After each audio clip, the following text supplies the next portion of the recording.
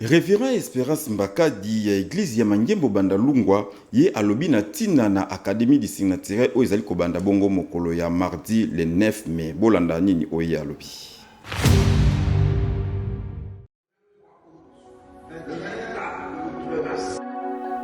Église de Mangembo Bandalungwa elongo na révérend Espérance Mbakadi batie na disposition ya bana Kinshasa mobimba milulu minene oyo babengi Académie du Surnaturel. Na boye milulu yango eza ko banda mokolo ya mardi 9 kino mokolo ya dimanche 21 mai 2023. Ebongo ba session eza mibale ya tongo pe ya pokwa. Révérend Espérance Mbakadi alobi na tina na yango. To sengi na bande koboya ebele na Académie du Surnaturel 2023.